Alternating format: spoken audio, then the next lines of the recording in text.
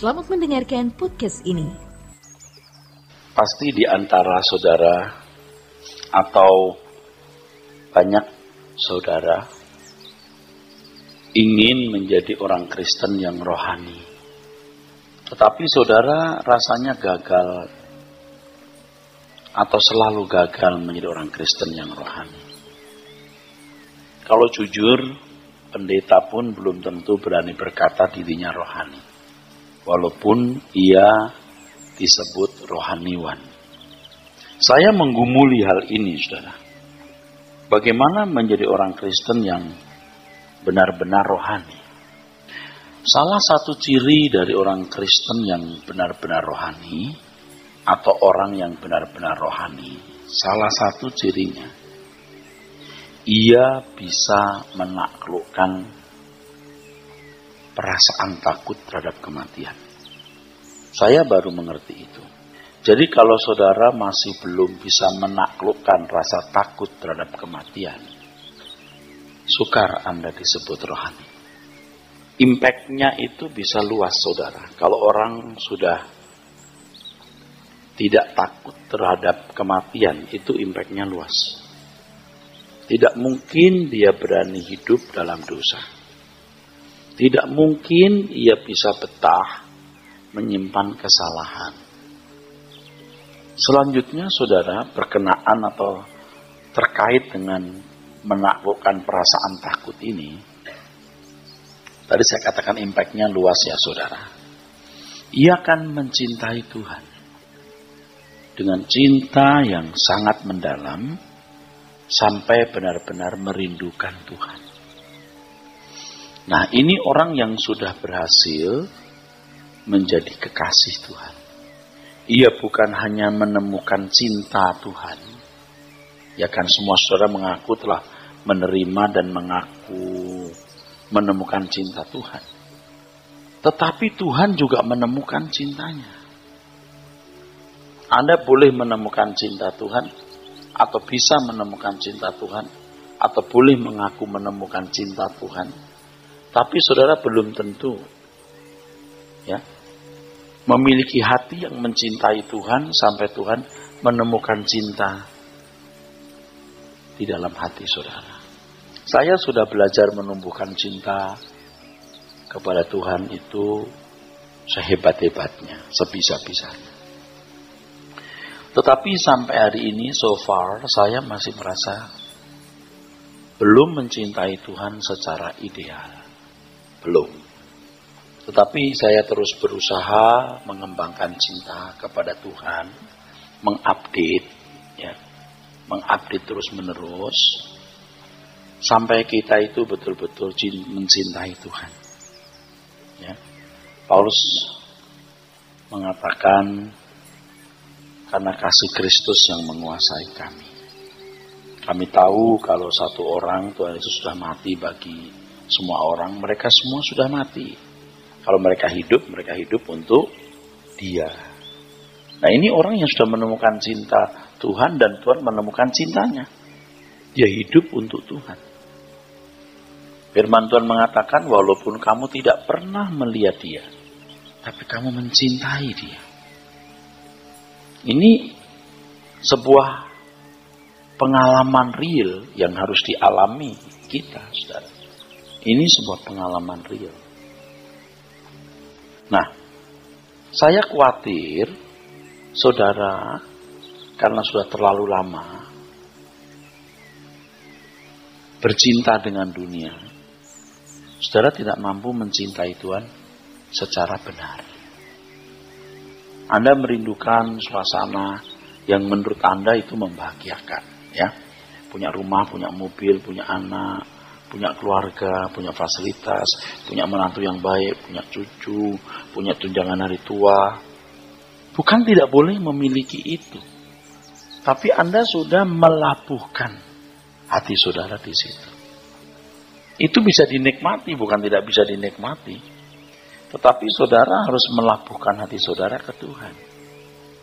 Sampai saudara bisa berkata, Yesus cukup bagiku.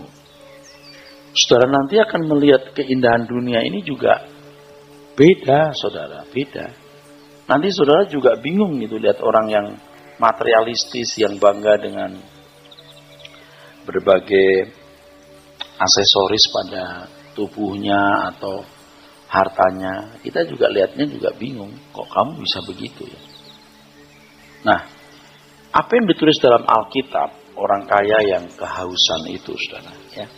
Dalam kisah Abraham dan Lazarus ya di Lukas pasal 16. Itu kehausan akan Tuhan, saudara. Itu ketika tidak ada sesuatu yang dia genggam, ketika semua yang dia miliki dilepaskan termasuk tubuhnya, itu hanya satu yang bisa memuaskan dahaga jiwanya, yaitu Tuhan. Nah, kalau pada waktu di dunia ia tidak sampai pada level menikmati Tuhan, itu di kekekalan dia tidak akan pernah menikmati Tuhan. Karena di dunia ini Tuhan dianggap murahan, saudara. Dianggap murahan. Saya khawatir saudara-saudara itu meragukan, apakah benar Tuhan bisa membahagiakan saya? Apakah benar Yesus cukup bagiku? Anda belum berani percaya dengan benar, sehingga Anda tidak berani sungguh-sungguh bertaruh untuk mencari Tuhan dengan segenap hidup dan berusaha mempertaruhkan apapun guna menemukan Tuhan. Jangan sampai saudara nanti menyesal. Ya, jangan sampai saudara menyesal. Kalau saudara bisa menaklukkan rasa takut atau perasaan takut, itu merdeka. Salah satu menurut saya ya yang dimaksud Tuhan Yesus di Yohanes 8, 31-32 itu. Kalau kamu tetap dalam firman-Ku, kamu benar-benar murid-Ku, kamu akan mengenal kebenaran, kebenaran akan memerdekakan kamu. Merdeka termasuk dari perasaan takut, merdeka dari ikatan-ikatan duniawi, termasuk di situ. Termasuk di situ. Merdeka kalau kita harus pulang sendiri tanpa istri, tanpa suami, tanpa anaknya, tanpa pasangan hidup, tanpa siapa-siapa. Siap. Siap kehilangan apapun, siap kehilangan siapapun. Tapi kita tidak pernah akan kehilangan Tuhan, saudara. Hidup itu jadi simpel nanti, percaya deh. Jadi simpel. Jadi simpel hidup itu. Jadi simpel. Tidak ada yang kita kejar, kita buru lebih dari mengenal Tuhan, ya, mengerti kehendaknya, melakukan kehendaknya, dan percayalah saudara, ketika saudara mengenal Tuhan dengan benar, Anda mengasihi Tuhan dengan benar, semua menjadi indah, semua jadi berbunga-bunga, saudara. Walaupun beban, penderitaan, tekanan banyak. Nanti kalau Anda punya tekanan, itu justru membuat Anda lebih merindukan Tuhan. Sampai pada satu perkataan, kapan aku menginjak rumahmu? Anda pasti takut kok, rata-rata takut mati. Orang kalau saya sering berkata, saya rasanya tidak lama hidup, saya diomelin banyak orang. Ya kalau PRS mati gimana ini? Tapi karena dia mau mendengar firman. Jadi saya ini dipandang sebagai sumur. Ini kalau sumur kering kita mau dapat dari apa kan gitu. Lalu saya jawab ini, saya akan umur panjang. Hehehe. Tapi kalaupun tidak ya tidak apa-apa. Itu nanti sampai pada kerinduan kapan aku menginjak rumah. Rasanya bertahun-tahun saya belum pernah loh memasuki dekade seperti sekarang ini. Kalau saya sudah beberapa kali mendengar orang berkata, ya saya biar dipanggil Tuhan aja deh, mendingan saya mati. Lu belum siap. Kamu mati belum tuh diterima Tuhan juga. Kamu belum apa-apa. Kau belum buat apa-apa. Apalagi kalau ngomong begitu karena kepahitan, karena dendam, karena putus asa. Ya udah. Itu mati pun malah masuk neraka loh. Jadi jangan gampang-gampang, oh biar saya mati juga nggak apa-apa. Apa? Orang kau belum apa-apa kok. Saudara, kalau Anda bisa menaklukkan perasaan takut, wah, itu merdeka. Merdeka, saudara. Sampai nanti menginjak satu level, kapan aku menginjak rumahmu? Saya rindu, saya makin putus asa gitu. Sudah nggak ada yang saya harapkan dalam hidup ini. Nggak ada yang saya harapkan. Gereja jadi besar, atau jemaat tambah banyak, lalu duit tambah, apalagi soal duit. Enggak. Kita harus patah hati terhadap dunia. Jadi kalau kita melayani, jemaat ditambahkan, puji Tuhan. Kita bermain sebaik mungkin aja. Tapi enggak usah ngotot, ya, punya target-target duniawi, enggak perlu. Enggak perlu. Makanya kalau ada ibu-ibu yang kalau tasnya nggak merek ini, nggak pede, wah itu mah udah jauh bener. Bukan TK, balita. Masih bangga, mesti mobil merek ini, atau apa, aduh itu mah udah nggak masuk hitungan dah. Udah nggak masuk hitungan Anda. Waktu kita keluar kota dengan beberapa teman ya, kita suka ngomong firman, suka pelayanan kita. Lalu orang itu kan ada di situ. Dia dengerin gitu. Lalu dia ngomong begini. Saya ketemu orang-orang aneh. Dia lihat kita aneh. Saya lihat dia juga aneh. Coba kita berpikir gini, saudara. Sekarang ini ditinjau dari harga pasar komersial. Tanah-tanah di Jakarta, khususnya di wilayah tertentu, itu harganya melonjak naik ratusan persen. Bisa 1000%, benar? Tidak irasional, tidak logis. Ya, jadi bisa ratusan persen, 1000% dari harga sebelumnya.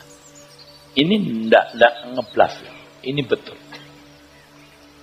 Bagi yang tidak memiliki uang atau tidak berpenghasilan tinggi, yaitu mereka yang berpenghasilan rendah, itu menatap harga tanah yang terus naik itu, increase naik itu, seperti burung pungguk merindukan bulan. Mengharapkan sesuatu yang mustahil dicapai. Sering tanpa sadar mereka meratapi nasib. Di dalam hati saja. Ya, bisanya dia nanti beli rumah tanah sana di Bekasi ujung aspal. Jadi di mana tidak ada aspal lagi. Yang berangkat kerjanya jam 4:30 pagi, bangun jam 4. Sering tanpa sadar mereka meratapi nasib.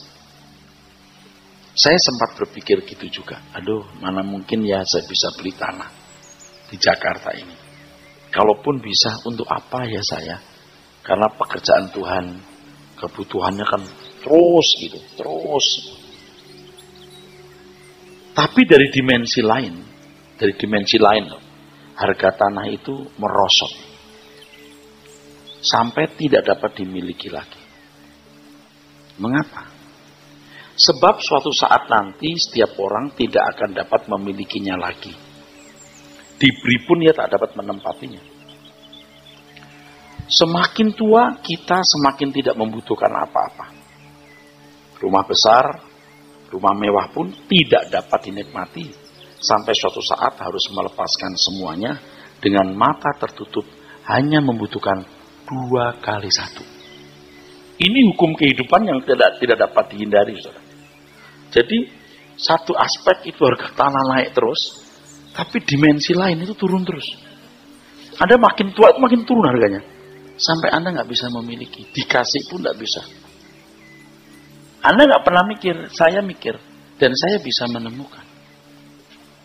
Kita tuh makin tua makin tanah itu makin nggak ada harganya, sampai kita hanya membutuhkan 2x1. Itu pun kita dalam kondisi tidak sadar. Tapi kalau saudara dasar matre ya, Anda nggak bisa mengerti yang saya katakan. Apa sih gitu? Karena sudah terlalu matre.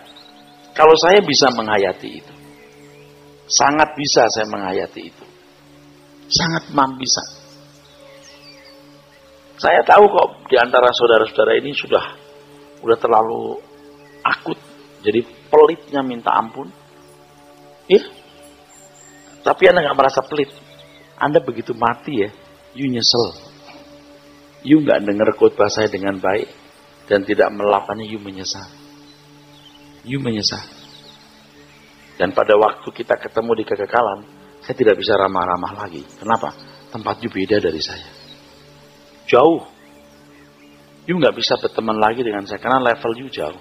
Bukan sok. Sekarang mungkin level saya bisa dipandang rendah. Nanti satu kali level kita beda. Bukan saya mau bahas dendam.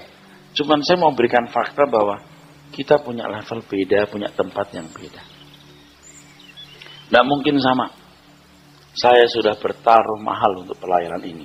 Dan ke depan saya akan bertaruh mahal. Jadi kalau ketemu saudara yang masih cinta dunia, masih materialistis, you nggak nyambung. You jangan pikir saya membutuhkan. You punya duit atau you punya kehadiran. Saya tidak membutuhkan. Saya sendiri hanya membutuhkan Tuhan.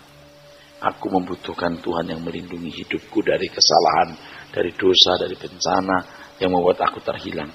Dan aku menyerahkan seluruh pergumulan pelayanan ini dalam tangan Tuhan yang sanggup menopangnya dengan sempurna. Ini hukum kehidupan yang tidak dapat dihindari oleh siapapun. Ya. Saudara dengar ini, tahu, ketawa, tapi pulang pasti nggak berubah karena udah terlanjur. Yang nggak mau berubah, tapi kalau Anda mau berubah bisa. Ini hukum kehidupan yang tak dapat dihindari. Tetapi banyak orang tidak menyadari sama sekali. Mereka berpikir bahwa seakan-akan apa yang dimilikinya itu digenggamnya dan tidak dapat terlepas. Iya. Dia itu nggak mikir semua akan dilepaskan. Kalau saya merenung firman ini, aduh saudaraku, udah puas dengan apa yang adalah.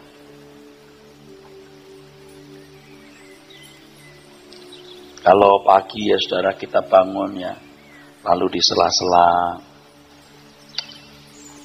sela-sela gorden kita lihat cahaya memancar, atau kalau kita bangun pagi masih gelap, kita doa atau kita kerja lalu kita keluar udah terang gitu. Biasanya ditandai dengan sopir datang bunyi ting dong gitu. Kalau pembantu masih tidur atau sibuk masak, saya yang keluar, saya bantu bukain pintu gitu. Aku bersyukur aku masih punya hari yang baru. Kalau saya lihat daun melambai, aku bersyukur aku masih bisa lihat pohon yang ditiup angin, yang bergoyang-goyang. Aku bersyukur Tuhan.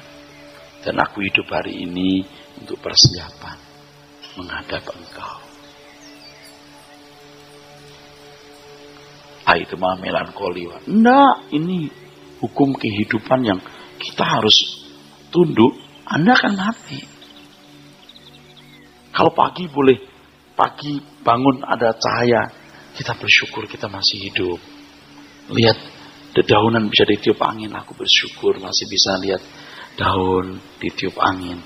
Aku bersyukur Tuhan. Aku masih punya kesempatan membenahi diri. Itu. Tapi kan orang, wah nanti siang ada film apa nih? Ini mau jalan kemana nih? Kasian orang nggak mikir itu loh. Bukan nggak boleh jalan atau nonton, bukan nggak boleh, boleh. Tetapi yang utama ini yang utama. Pengkhotbah 12 ayat 1 dulu dibaca Pak. Ayat 1 dan 2 dan beberapa ayat berikutnya. Demikian firman Tuhan. Ingatlah akan penciptamu pada masa mudamu. Masa mudamu sejak dini. Terus? Sebelum tiba hari-hari yang malang dan mendekat tahun-tahun yang kau katakan, tak ada kesenangan bagiku di dalamnya. Waktu Anda digeledek di ruang ICU, dan ketika malaikat maut mau menjemputmu, Anda kejang-kejang, itu tidak ada kesenangan bagiku di dalamnya. Dan pada waktu itu, sorry ya, saya berhenti menasihatimu. Atau sebelum itu pun saya berhenti menasihatimu. Karena kamu sudah tidak bisa mendengar nasihat. Jangan sombong. Karena jemaat lebih setia mendengar khotbah dari aktivis. Saya sedih, saudara. Betul-betul. Kenapa? Kamu nggak akan searah. Saya kemana, kamu nggak ngerti. Kamu pikir saya maunya apa, kamu curigai aku, kau nilai negatif di belakang. Karena kamu nggak duduk di sini. Kalau duduk di sini tiap minggu, Anda akan membaca saya. Orang ini jahat nggak? Licik nggak? Orang ini kira-kira membahayakan nggak? Masuk dari sekian ribu kata-kata saya Anda nggak bisa tangkap saya jahat atau tidak? Pasti bisa. Tulus nggak nih? Nah, tapi kalau sampai begitu, saya lepas tangan. Bahkan sebelum itu pun saya lepas tangan. Saya tidak kenal kamu. Tuhan pun bilang tidak kenal kamu. Aku pun bilang aku tidak kenal kamu. Ingat ini. Kalau sampai tidak bisa diperbaiki, sebelum Tuhan bilang aku tidak kenal kamu, tapi pasti ngomong begitu karena udah rusak nih orang. Saya juga bilang aku tidak kenal kamu. Kamu tidak bisa aku kenal. Kita itu bukan butuh manusia supaya membantu kita punya pekerjaan atau bantu-bantu kita supaya kita senang. Tidak. Kita mau supaya orang mencari kerajaan surga. Ya. Coba saudara renungkan ya. Anda dipanggil polisi gemeter nggak? Iya, baru dipanggil polisi jadi saksi. Apalagi melakukan kesalahan. Anda gemeter loh. Tapi seberapa sih yang bisa dilakukan manusia? Kalau sampai Anda dipanggil Tuhan lalu Anda tidak memiliki alasan atas cara hidupmu yang tidak karuan di bumi. Apa Anda nggak gemetar tuh di kekekalan, nggak ada jalan keluar lagi? Kalaupun Anda masuk penjara 3 tahun, 2 tahun, setahun, 5 bulan, 6 bulan, oke 15 tahun, keluar juga. Tapi kalau di kekekalan, Anda nggak akan keluar selamanya. Gimana Anda mau berani sama Tuhan? Gimana Anda mau berani sama Tuhan sih? Dari ribuan kata yang saya ucapkan, Anda pasti menangkap. Saya jahat atau tidak jahat? Saya benar atau lurus? Nggak mungkin nggak ketangkap.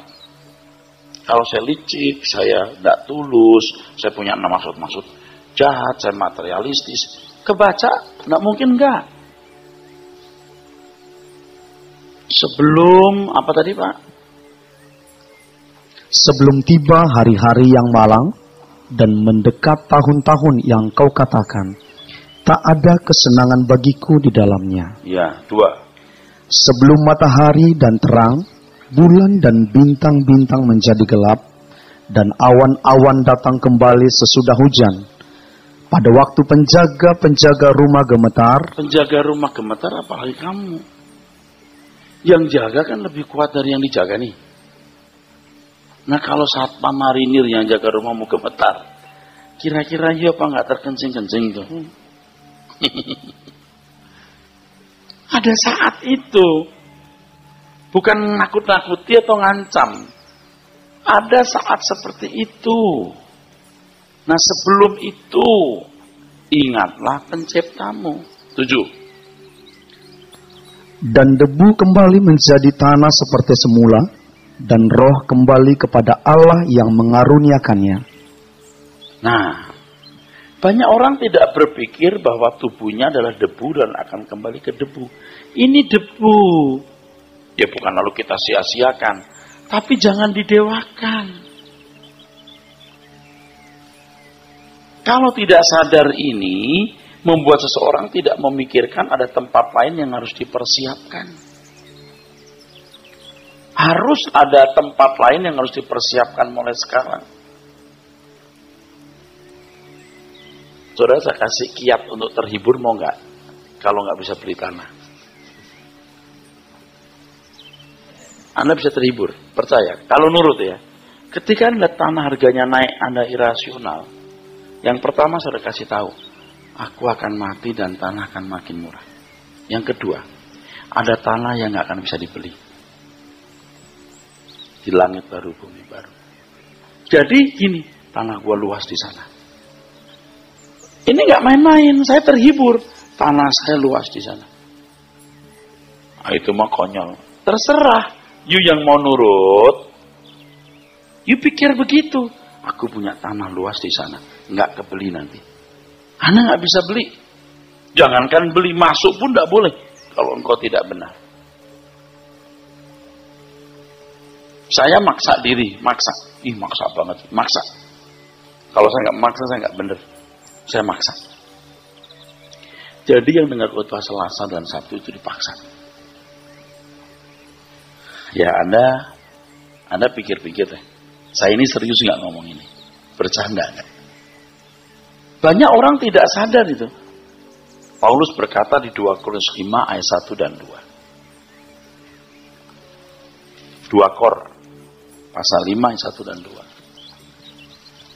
Karena kami tahu bahwa jika kemah tempat kediaman kita di bumi ini dibongkar, Allah telah menyediakan suatu tempat kediaman di sorga bagi kita. Suatu tempat kediaman yang kekal, yang tidak dibuat oleh tangan manusia. Selama kita di dalam kemah ini, kita mengeluh karena kita rindu mengenakan tempat kediaman sorgawi di atas tempat kediaman kita yang sekarang ini. Kita itu pengen sekelas sama Paulus. Saya belum sekelas dia. Tapi saya tahu arahnya harus sampai itu. Saya mau sekelas sama dia. Pokoknya orang jalan, saya jalan. Orang berhenti, saya jalan. Orang lari, saya jalan. Saya jalan terus. Kalau bisa setengah lari, kalau bisa lari. Udah nggak noleh ke belakang atau kanan kiri. Mau ikut aku, ikut. Nggak ikut aku, terserah. Jangan mikir belum punya rumah atau jangan mikir. Anda mungkin bilang apa? Ayo Rasul udah punya rumah. Jangan mikir. Kalau kemah hidup kita dibongkar, kita memiliki kepastian penggantinya. Nah, inilah tanah air yang dirindukan oleh Abraham. Yang Ibrani 11 ayat 8 sampai 16 itu Paulus mengatakan Abraham meninggalkan Ur Kasdim, tidak pernah kembali ke Ur Kasdim walaupun mengalami begitu banyak kesulitan. Dia merindukan negeri yang direncanakan dan dibangun oleh Allah sendiri. Abraham saja memiliki jiwa kemusafiran yang begitu tinggi. Nah, kita umat perjanjian baru kok tidak punya jiwa kemusafiran, saudara? Ini gini loh, saudara. Ini Abraham di sini. Sebagai bapak orang percaya. Dia itu sudah punya jiwa kemusafiran yang tinggi. Lalu anak cucunya 430 tahun di Mesir. Ini kan goblok-goblok nih. Budak. Bandel banget ya. Dibawa masih marah-marah. Wah, di padang gurun gak ada makanan, macam-macam marah. Lalu sampai tanah sekitar 700 tahun mereka itu punya kerajaan lalu jatuh. Lalu zaman Tuhan Yesus. Zaman inilah jiwa kemusafiran Abraham baru bisa dihayati. Sedangkan anak cucunya ini kan tanah Kanaan duniawi lah. Susu dan madu lah. Paham saudara? Di sini. Nah, bapak orang percaya itu bapaknya ini orang Kristen. Sedangkan orang Israel, orang Yahudi itu bapak secara jasmani. Dia tidak ikuti watak Abraham. Tuhan Yesus yang bicara sendiri. Tuhan berkata, kamu bukan anak Abraham. Kalau anak Abraham kelakuannya tidak begitu tuh. Watakmu. Gitu loh. Kita disebut anak Abraham kenapa? Karena kita percaya seperti dia percaya. Ketaatannya, jiwa musafirnya. Nah, sekarang orang Kristen yang punya jiwa musafir banyak nggak? Hampir nggak ada. Apalagi dunia kita hari ini. Banyak orang tidak sadar bahwa daging adalah debu dan akan kembali menjadi debu. Sehingga mereka mendandaninya seakan-akan dengan perhiasan, penampilan, kendaraan, dengan barang branded yang dikenakan akan memberi value atau nilai. Orang-orang seperti ini pasti terikat dengan percintaan dunia dan menyembah iblis. Itu menyembah iblis. Ketika seseorang menyadari bahwa dirinya adalah debu adanya, maka ia akan lebih berhati-hati dalam menapaki hidup hari ini. dan berusaha untuk memiliki kepastian bahwa setelah menanggalkan tubuh fana ini, ia memiliki kemah abadi yang lebih baik. Itu yang mesti dicari, kepastian itu. Anda mau cari kepastian punya duit, kepastian punya rumah, kepastian terhormat. Kenapa nggak cari kepastian kalau aku mati diterima di kemah abadi? Sahabat sejati pasti menjemputku. Anda yakin nggak dijemput Tuhan Yesus? Dan bilang amin dulu. Jangan percaya-percaya saja, serang bohong-bohong gitu. Jadi kita harus punya kepastian kita akan diterima di kemah abadi.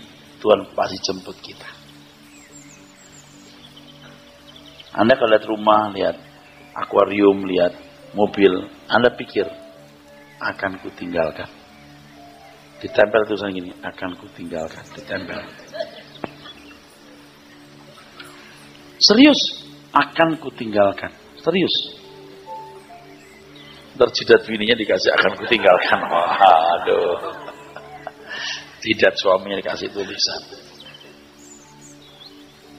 Kita harus punya kepastian kita diterima di kemah abadi. Kita disambut. Lukas pasal yang ke-16 ayat 9.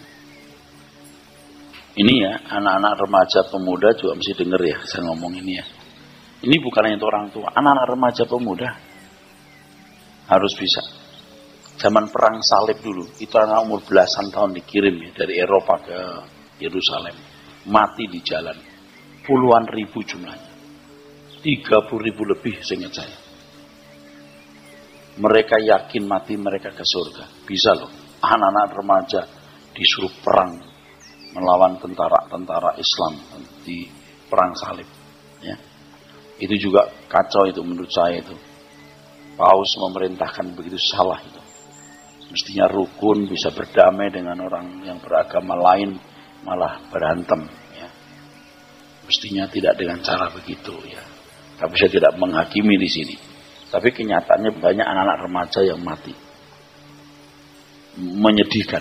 Mati di sepanjang jalan karena mati di padang gurun, makanan kurang gitu. Wah, gila. Puluhan ribu di perang salib.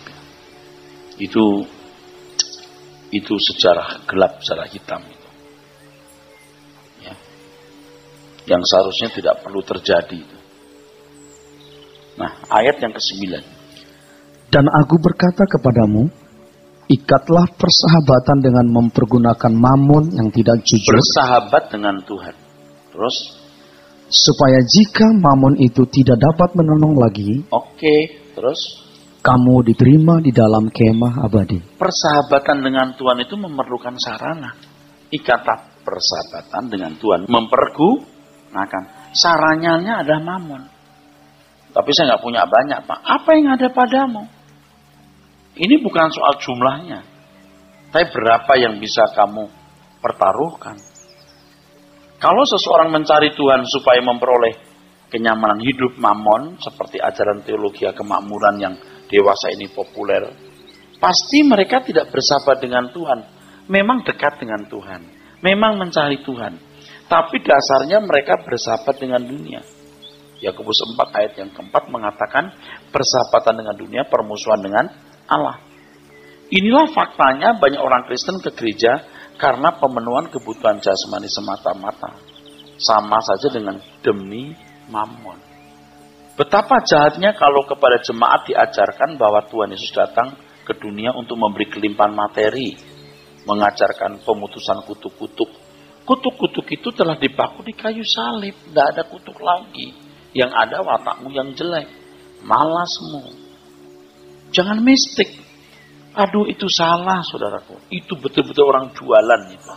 Orang jual jasa. Bohong itu. Seakan-akan dengan pemutusan kutuk-kutuk tersebut, maka rezeki lancar, hutang mudah dibayar, sakit mudah sembuh, yang nggak punya anak bisa punya anak, masalah mudah dilewati, dan kehidupan menjadi nyaman di bumi. Ajaran seperti ini pada dasarnya menggiring orang bersahabat dengan mammon.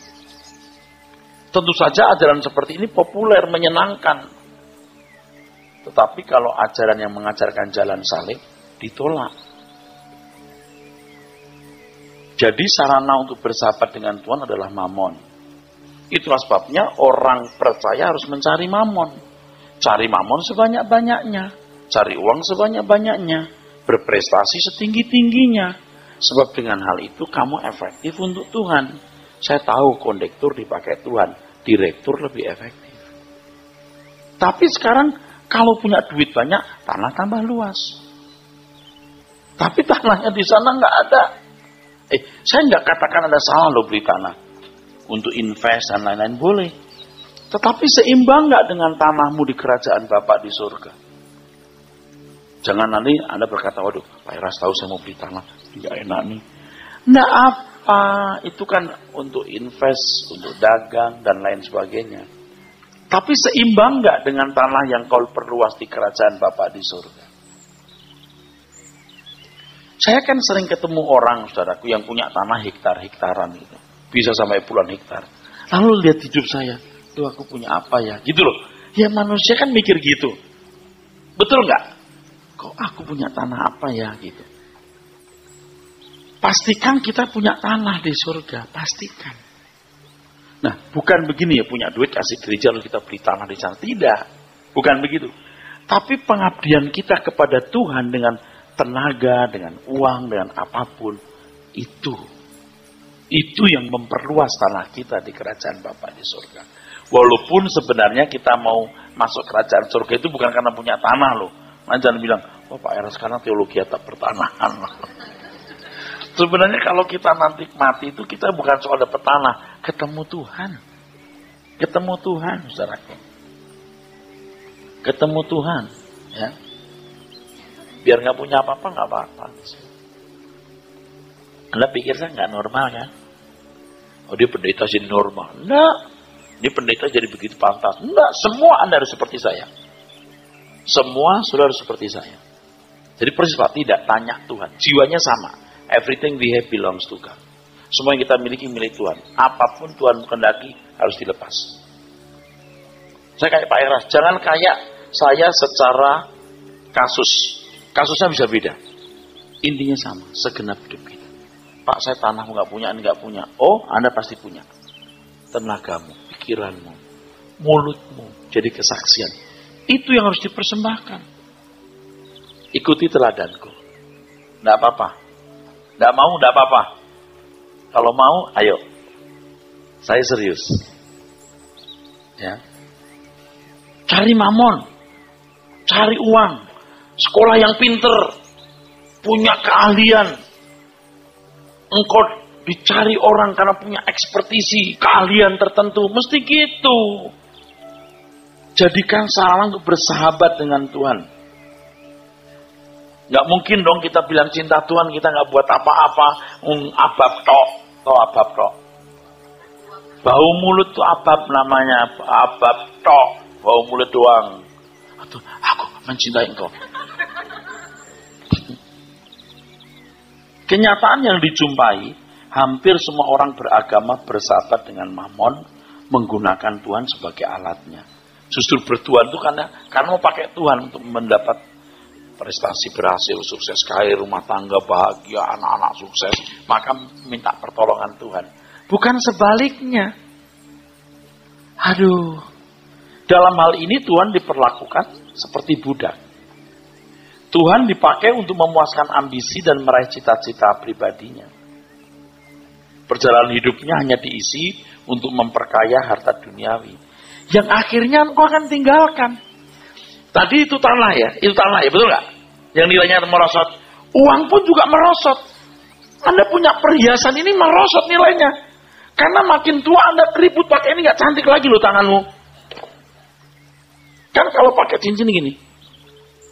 Begitu keriput, lu mau ngapain? Kendor kabel. Makin gak bernilai. Tapi ibu-ibu mati aja ya, masih tiap hari gini. Digosok-gosok, taruh lagi pasang, ntar pasang 3-4, taruh semua tiga-tiganya di sini. Aduh. Sebentar lagi mati loh. Sampai pakai lipstik pun orang lain.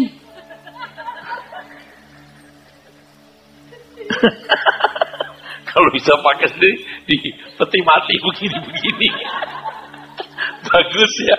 Langsung yang melayat kabur. Masa sih di peti mati?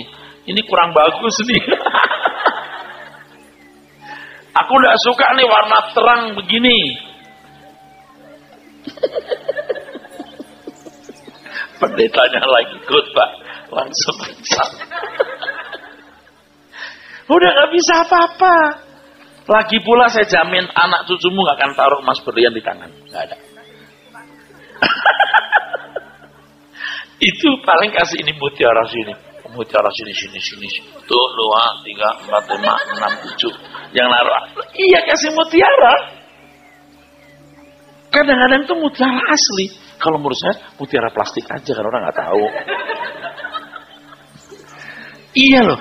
Emangnya kalau mutiara plastik orang gini. Cium sekalian loh.